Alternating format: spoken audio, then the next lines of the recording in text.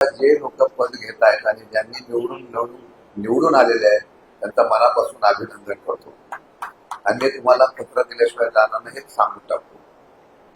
आज जळगाव जिल्हा राष्ट्रवादी शरद पवार पक्षाच्या आढावा बैठकीच्या निमित्ताने उपस्थित असलेले आदरणीय पवार साहेबांचे नितांत प्रेम असलेले आपले ज्येष्ठ नेते माझे खासदार ईश्वर बाबू जैन, या ठिकाणी प्रभारी म्हणून ज्यांची नियुक्ती केलेली आहे ते आमचे सुनील भुसारा, महिला प्रदेशच्या अध्यक्ष रोहिणीताई खडसे, ऍडव्होकेट रवींद्रजी भैया पाटील, त्याचबरोबर डॉक्टर बी एस आबा, जिल्हाध्यक्ष प्रमोद बाबू पाटील, कल्पिता पाटील, एजाज मलिक, जयजी चौधरी, श्रीरामदादा पाटील, शशिकांत साळुंके, विद्यार्थी अध्यक्ष गौरव माने, ऍडव्होकेट सचिन पाटील, मोहित पवार, प्रशांत निकम, अनवर ठाटे, अशोक बंधारी, रमेश पाटील, डी के पाटील, सोपानदादा पाटील, मदर पठाण, संग्राम सूर्यवंशी, विनायक पाटील, आमचे दुसरे निरीक्षक त्या ठिकाणी काळे साहेब, उपस्थित बंधू भगिनी आणि कार्यकर्ते. खरं वाटलं तर बऱ्याच लोकांना मत मांडायचं होतं, पण मी थोडंसं मला एवढाच केला होता की नेत्यांपेक्षा कार्यकर्त्यांचं मनोगत ऐकून घ्यायचं. संघटना त्याशिवाय कुठे आपल्याला कमतरता आहे, काय केलं पाहिजे यासाठी आम्ही बैठक घेतली. मागच्या वेळेला जेव्हा मी मगाशी उल्लेख केला की राज्यस्तरावर आम्ही बैठक घेतली तेव्हा अनेक कार्यकर्त्यांनी पदाधिकाऱ्यांनी सूचना केली की तालुक्याचे जिल्ह्याचे पदाधिकारी इथं येता येत नाही, पण आपण तिथे जाऊन त्या लोकांचं मनोगत ऐकून घ्यावं. बऱ्याच लोकांनी आपलं मनोगत व्यक्त केलं. मी जाहीररित्या कबूल करतो की महानगरपालिका, नगरपालिका, नगरपंचायतीच्या निवडणुकीला पक्षाकडून अपेक्षित अशा प्रकारचं सहकार्य मिळालं नाही. निवडणुका फार थोड्या कालावधीमध्ये लावल्या. राज्याचे नेते सुद्धा इथं येऊ शकले नाही. मला वाटतं मी जळगावमध्ये प्रचाराला आलो, परंतु बाकीची लोक येऊ शकले नाही, कारण सगळ्या निवडणुका होत्या. त्यामुळे प्रत्येक जण त्या ठिकाणी त्या प्रचारामध्ये व्यस्त होते आणि आहे त्या परिस्थितीमध्ये आपण निवडणुका लढवल्या. सध्याच्या निवडणुका आणि पूर्वीच्या निवडणुका ईश्वर बाबू यामध्ये फार फरक पडलेला आहे. सध्याच्या निवडणुका बघितल्यानंतर तुम्ही उभं राहता याचं तुम्हाला कौतुक करावं लागेल. परंतु ज्या जळगावमध्ये आज ही बैठक होते त्या जळगावच्या बैठकीमध्ये ज्या जळगाव जिल्ह्याने पवार साहेबांनी नितांत प्रेम केलं, बरेच आमदार, बरेच मंत्री, नेते या ठिकाणी घडवले. पवार साहेबांना सर्वात जास्त मानणारा जिल्हा हा जळगाव जिल्हा म्हणून ओळखला जातो. आज अनेक लोक पक्ष सोडून गेले, पक्षाच्या जीवावर मोठे झाले आणि पक्षाला सोडून संघर्षाच्या काळामध्ये गेले. पक्ष भविष्य काळामध्ये काय करेल अशा प्रकारची चिंता असताना सुद्धा सामान्य कार्यकर्ता आजही पवार साहेबांना, ज्येष्ठ नेते आजही पवार साहेबांना उपस्थित आहे त्याचा उल्लेख करतो. प्रत्येक वेळेला आपण यशस्वी झालो पाहिजे असा कुठं विधी लिखित नाही, परंतु आपलं कर्तृत्व आणि नेतृत्व दाखवलं तर आपण यशस्वी होऊ शकतो, सिद्ध करावं लागतं.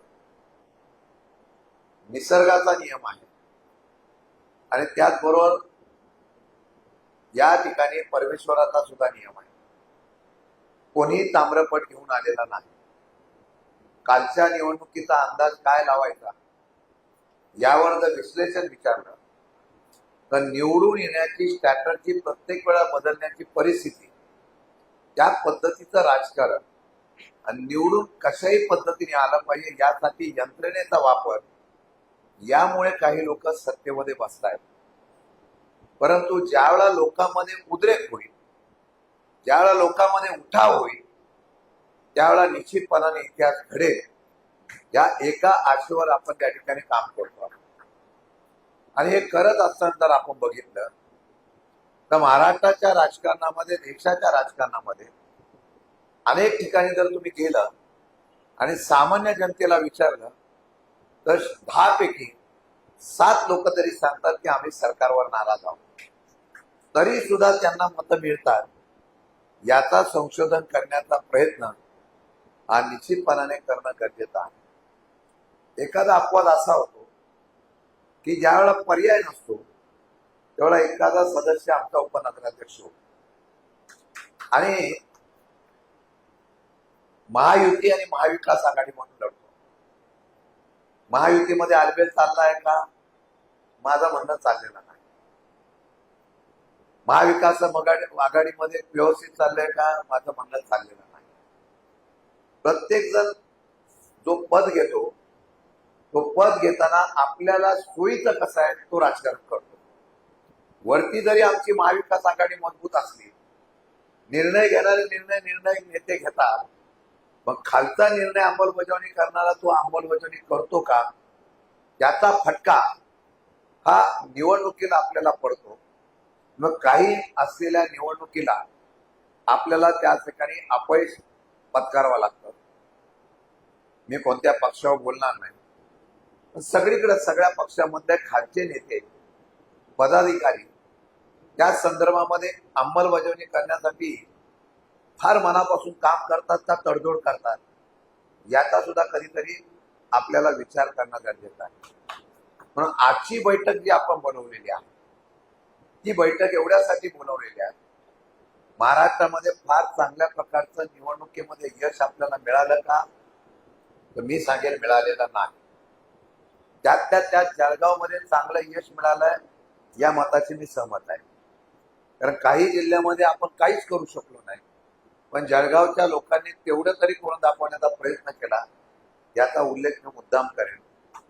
आणि मला वाटतं की जागा कोणाची रिक्त राहत नसते, मेहनत करावं लागते.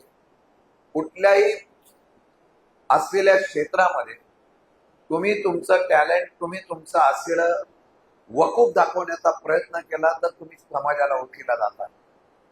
मला वाटतं की आज आपली बैठक जी आहे ती बैठक या हेतूनच घेतलेली आहे.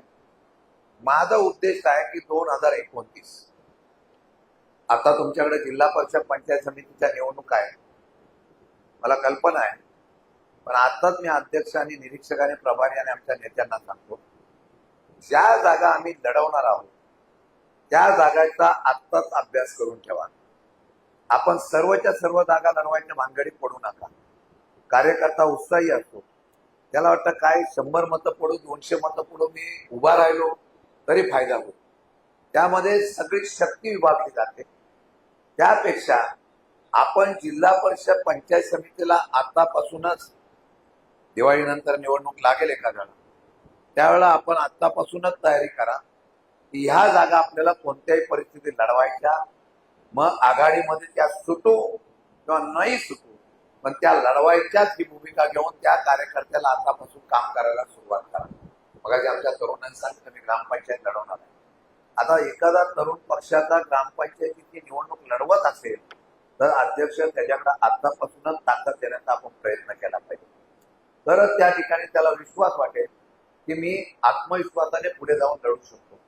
म्हणून ज्या काही सूचना आल्या त्या सूचनाचा आधार, मगाशी मी मुद्दाम 2 तरुणांना उभं केलं, त्याचा उल्लेख झाला, स्वर्गाचे राजेंद्र देशमुख होते.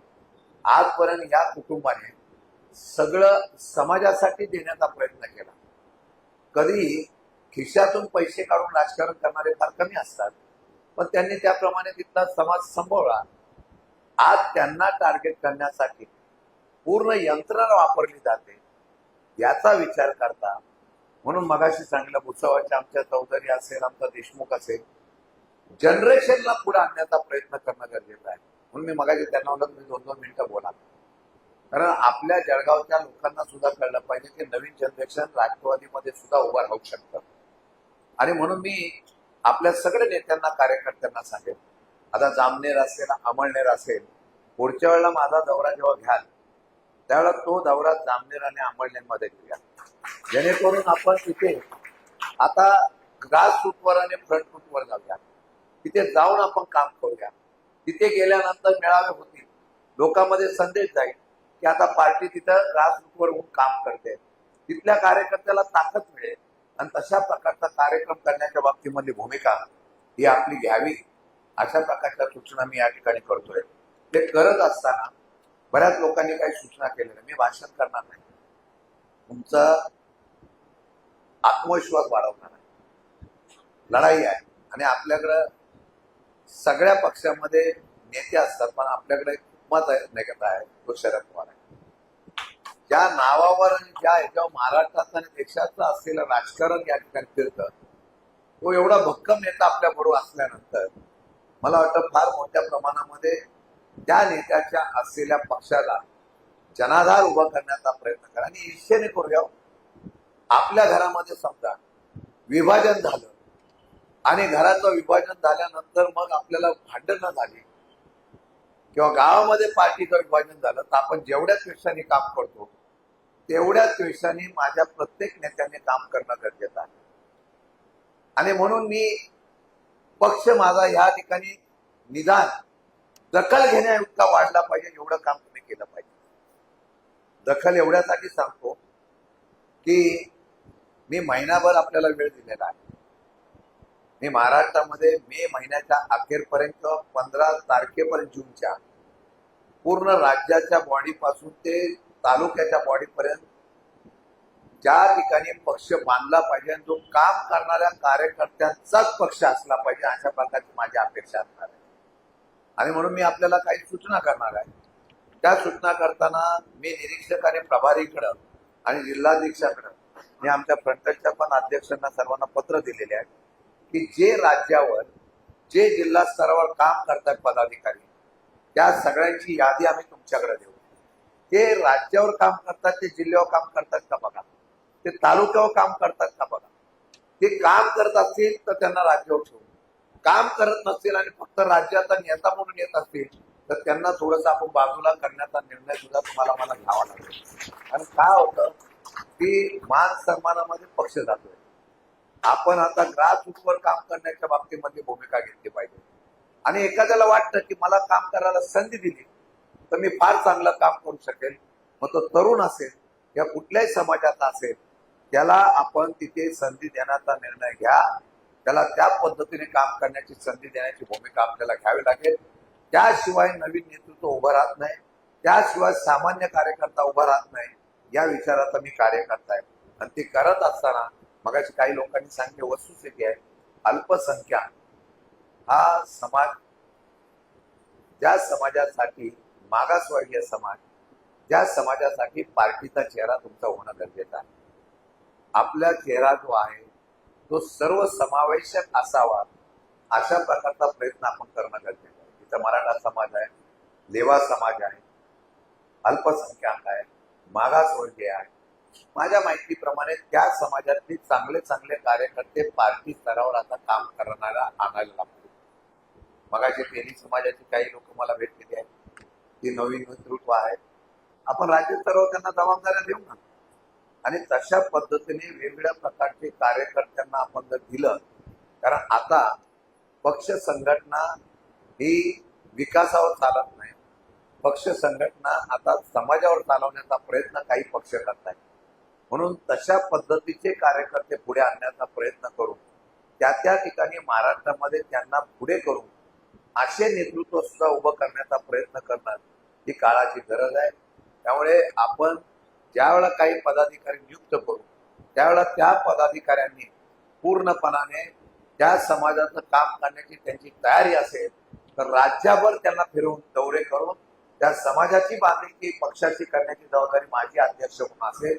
आणि तशा प्रकारचे कार्यकर्ते आपण उभं करावे, अशा प्रकारची मी सूचना आपल्याला करतोय.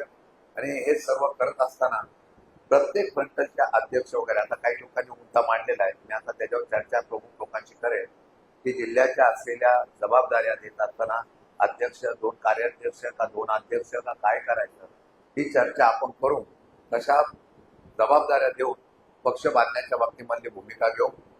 ज्या महिला अध्यक्ष असतील, ज्या युवकच्या अध्यक्ष असेल, जे अल्पसंख्याक अध्यक्ष असेल, मी स्पष्ट शब्दात सगळ्या सेलला सांगतो, मी 2 महिने तुम्हाला देणार आहे. 2 महिन्यामध्ये मला अख्ख्या जिल्ह्यामध्ये तुमची पार्टी बांधलेली पाहिजे. 2 महिन्यामध्ये पार्टी बांधायला तुम्ही कमी पडला तर तुमच्या जागी मी दुसऱ्याला नियुक्ती करण्याचा निर्णय घेतो. 1 वर्ष फक्त आपल्याला पक्षासाठी योगदान द्यायचं आहे. 1 वर्षामध्ये महाराष्ट्रामध्ये पर्यायी पक्ष कुठला असेल किंवा आपला उभा करण्याच्या बाबतीत मला निर्णय घेऊ, तो दाखवून देऊ की आज राज्यामध्ये विरोधी पक्षाची जी पोकळी आहे ती उभी करण्यासाठी आपला पक्ष सक्षम आहे एवढा दाखवण्याचा प्रयत्न करावा. आणि जळगावमध्ये पोटेन्शियल आहे, तसं सातारमध्ये पुण्यामध्ये मागितलं जातं, सातारा पण सगळे नेते गेलेले, तसं जळगावमध्ये असं माझा स्वतःचा आत्मविश्वास आहे. त्यामुळे सुनील मुसारा, आपण जळगावमध्ये मला पार्टी काम करणारे कार्यकर्ते सक्षम आहे, त्यांना काम करण्याची जिद्द आहे, त्यांना काम करण्याची ईर्ष्या आहे, फक्त त्यांना ताकद मिळाली पाहिजे. मी शब्द देतो अध्यक्ष म्हणून, तुम्ही 2 महिन्यातून एकदा बोलवा, तुम्ही आंदोलनं घ्या, आंदोलनाशिवाय पर्याय नाही. बरेच विषय आहेत, मगाशी त्याचा उल्लेख केला, अनेक प्रश्न आहेत, त्या प्रश्नावर तुम्ही आंदोलन करायला सुरुवात करा. भले 100 माणसांची फायर पार्टी टीम आपल्याला तयार केली पाहिजे. एवढे लोक जरी आंदोलनाला उतरले तरी सरकारला गांभीर्याने दखल घ्यावं लागेल. जनता तुमच्याकडे गांभीर्याने बघेल, तशा प्रकारचा निर्णय घ्यायचा, अशा प्रकारचा निर्णय आपण करण्याच्या बाबतीमध्ये भूमिका घ्यायची आहे. आणि म्हणून तुम्ही मला सांगा, 2 महिन्यातून या, आंदोलनाला या. मी त्यावेळेला इथं राष्ट्रवादीचा अध्यक्ष म्हणून आम्ही सगळे पदाधिकारी तुमच्याबरोबर असू, हा शब्द तुम्हाला मनापासून देतोय. फक्त आता तुम्ही किती काम करताय याच्यावर सर्व अवलंबून असेल. म्हणून तशा पद्धतीचं काम आपण करण्याच्या बाबतीमध्ये भूमिका घ्यायची. समाजाच्या प्रश्नासाठी मगाशी बरेच प्रश्न मांडलेले आहेत, त्याच्यावर मी लक्ष घालतो, पण समाजाच्या प्रश्नासाठी, लोकांच्या प्रश्नासाठी जळगावमध्ये कोण जर रस्ता उतरत असेल तर राष्ट्रवादी शरद पवार पक्ष उतरतोय हे दाखवण्याचा प्रयत्न करा. गुन्हे दाखल होतात, त्रास होतो, तुम्हाला झाला असं नाही, व्यासपीठावर बसलेला आमच्या सगळ्यांना झालेला आहे. आणि निवडूनच आलं पाहिजे असं आहे काय? आता मी 2-3 वेळा पडलो ना, पण लढतोय, त्या उभ्या राहिल्या ना, पण लढताय. लढल्यानंतर कधीतरी परमेश्वराला, जनतेला वाटेल की यांना निवडून दिलं पाहिजे, तर त्या पद्धतीने काम करण्याची भूमिका ही आपण सगळ्यांनी केली पाहिजे. मला माहिती आहे की रसद यायला आम्ही कमी पडतो, कारण पवार साहेबांनी नेते वाढवले, रसद वाढवली नाही, ही आपल्या पालखीची खरं म्हणतात ही आहे. आणि जे नेते रसद घेऊन वाढले ते ज्या वेळेला सत्ता बदल झाली की तिकडे गेलेले आहे. मी 100% तुमच्या विश्वासावर खात्री देतो, 2029ला असा निर्णय येणार आहे की शरद पवार पक्षाशिवाय सत्ता होत नाही हे समीकरण करण्याचा प्रयत्न करतो. आणि ज्या वेळेला सत्ता येईल, अध्यक्ष म्हणून शब्द देतो, छोटा कार्यकर्ता असेल त्यांनी पक्षासाठी त्याग केला, त्याला प्राधान्य दिला जाणार नाही, बाहेर त्याला प्राधान्य दिलं जाणार नाही, हा शब्द माझा तुमच्यातून असेल. म्हणून फार आत्मविश्वासाने कुठल्याही कामामध्ये मेहनत केली प्रयत्न आहे. मग तो उद्योगपती होऊन द्या, आदानी अंबानी असे मोठे झाले नाही, ते पण कष्ट करतात, ते काय निवांत पैसा म्हणून झोपत राहत नाही. आता भाजपने सत्ता आहे म्हणून काय आता एवढे राज्य मिळाले, जाऊ दे बघूया, असं होत नसतं. आपण सुद्धा 100% प्रयत्नावधी राहायला पाहिजे. ज्या वेळेला कष्ट करू तेव्हा परमेश्वर सुद्धा तुम्हाला आशीर्वाद देईल. मी जळगावच्या माध्यमातून सांगतो, 11 मला वाटतं लोकमत विधानसभा आहे, 11 आणि लोकसभा आहे. पुढचा खासदार आपला करायचाच, पण उद्याचे आमदार जे आहेत त्यातले निम्मे तरी आमदार आपले करायचे, या जिद्दीने आजपासूनच कामाला लागूया. सर्व समाजाच्या असलेल्या लोकांशी तुम्ही सांगितले सूचना मी बघतो, काय खरं आहे. आम्ही भुसावळला गेलो होतो, एमआयएमची मोठी सभा झाली होती, आणि ती एवढी सभा बघितल्यानंतर मी विचारलं चौधरींना, संतोष भाऊ कसं व्हायचं? बोलले काही काळजी करू नका, आपली बाजूलाच सभा होती, साहेब ऐकायला तिकडे जातील पण आमच्याकडे येतील, कारण आम्ही त्यांना आधार देतो. हा संदेश घेऊनच आपल्याला त्या ठिकाणी जावा लागेल. मला वाटतं की त्या समाजाच्या असलेल्या लोकांना आज अस्थिरता वाटलेली आहे. सामाजिक न्याय विभागाच्या आमच्या पदाधिकाऱ्यांनी सांगितलं आमची कामं होत नाही. अस्थिरता का वाटलेली आहे की आमच्यावर जेव्हा अन्याय होतो त्यावेळेला आमच्याकडे कोण बघणार नाही. कारण काही लोक प्रचंड ताकद आणि दबावाचं राजकारण करतात. तर मला वाटतं की या सर्व गोष्टीतून काही झालं तरी आपण त्या माणसांच्या पाठीमागं उभं राहतो हा विश्वास जर दिला तर मला वाटतं एमआयएमचा जन्म होणार नाही. ही ठरवून झालेली स्ट्रॅटर्जी असते. ठरवून लोक पक्ष विभाजनाची मत विभागण्याचं काम करतात आणि सत्ता मिळवतात. जे काही तामिळनाडूमध्ये झालं, जे पश्चिम बंगालमध्ये झालं, अभ्यास पूर्ण केलेल्या नियोजनाचं निवडणुकीचं विश्लेषण आहे. परंतु जनतेला उठाव ज्यावेळेला होतो त्यावेळेला 80% जनता जेव्हा निर्णय घेते त्यावेळेला विक्रम होतो. मला वाटतं की आता आपलं काम एवढंच आहे, 2029ला जनतेतून उठाव करण्याचा प्रयत्न करणारा आमचा पक्ष उभा राहायला पाहिजे. ते काम करण्याचा प्रयत्न करा. तुम्ही ज्या वेळेला सांगाल त्यावेळेला तुमच्याकडे इथं येऊन तुम्हाला साथ देण्याची जबाबदारी पक्षाच्या आमच्या सगळ्या प्रमुखांची असेल हा विश्वास देतो. आणि परत एकदा ज्यावेळेला आम्ही आता बैठक करणार आहोत तेव्हा राज्यातल्या सगळ्या प्रमुख नेत्यांना महिन्यातून किंवा 2 महिन्यातून का होईना प्रत्येक जिल्ह्यामध्ये जाऊन तिथे पक्षाच्या नेत्यांना ताकद द्यावी, बैठक घ्यावी, अशा प्रकारचे सूचना करू. मग खासदार असतील, आमदार असतील, नेते असतील, तुम्ही अध्यक्ष जबाबदारीने या जिल्ह्यामध्ये आम्हाला मेळावा लावायचा आहे, या जिल्ह्यातला मेळाव्यामध्ये या मतदारसंघात लावायचा आहे, अमुक अमुक नेता मला पाहिजे, हे जर सांगितलं तर निवडणुकीला नंतर जी गडबड करावी लागते, याला बोलवा, त्याला बोलवा, त्याला बोलवा, त्यावेळेला सगळे जर निवडणुकीच्या गडबडीत असतात त्यावेळेला वेळ मिळत नाही. आता वेळ मुकळवला आहे. त्यावेळेला तुम्ही मला सांगा, तुम्हाला मी ते पदाधिकारी आमचे नेते तुम्हाला वेळ देतील याची सुद्धा मी काळजी घेईल.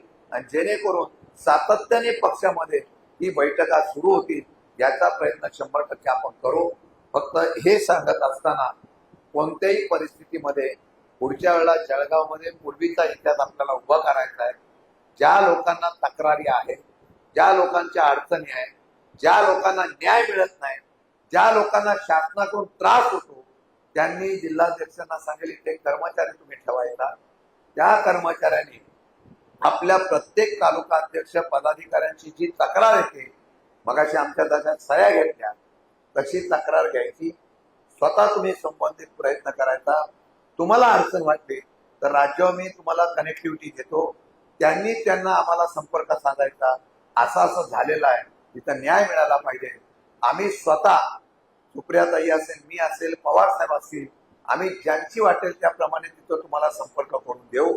आणि या कार्यकर्त्याला वाटलं पाहिजे की माझ्या पाठीमागे ताकद दिली जाते, उसराजी ती एक कनेक्टिव्हिटी तुम्ही करून द्यायची. म्हणून इथली तक्रार ही तुमच्या लेवलवर सुटली नाही तर राज्य स्तरावर जर गेली पाहिजे तर त्या राज्य स्तरावरमध्ये सुद्धा ऑफिस मधून तुम्हाला हेल्पलाईनचा एक नंबर दिला जाईल आणि त्याच्याशी कॉन्टॅक्ट केल्यानंतर आम्ही किती बैठकीत असलो तर तातडीत असेल तर तिथं आम्हाला संपर्क होईल. पण तुमचे प्रश्न मांडण्याच्या बाबतीमधला निर्णय आम्ही घेऊ. आणि सरकारने जर केला नाही तर तिथल्या अधिकाऱ्यांना तेवढ्याच ताकदीने जाब विचारण्याची जबाबदारी सुद्धा ठेवू, हा विश्वास तुम्हाला देतो. तिसरा मुद्दा जो शेवटचा आहे, मला कोणत्याही परिस्थितीमध्ये संघटना ही कार्यकर्त्याची संघटना पाहिजे. मी याच्या पुढे गटबाजी संपवून घेणार नाही. गटबाजी या दिवशी संपवायची. कोण कुठल्या पदावर आहे त्यापेक्षा मी शरद पवारचा पाईक आहे, तो साधा कार्यकर्ता जरी असला आणि तो जर काम करत असेल, मी त्याच्या पदाकडे बघणार नाही पण त्याच्या कामाकडे बघून त्याला बहुमान देण्याचं काम हे आम्ही करू. ही सिस्टीम आपण राबवण्याचा प्रयत्न करू. म्हणून मी आपल्या सर्वांची उमेद, जिद्द आणि विश्वास वाढवण्यासाठी बैठक आहे. महिना दीड महिन्यानंतर मला कळलं पाहिजे जळगावची असलेली आमची पक्षाची कार्यकर्ती ही तालुका स्तरावर गेलेली आहे. पदाधिकाऱ्यांनी तशा नियुक्त केलेल्या आहे. देऊन टाका नियुक्त्या.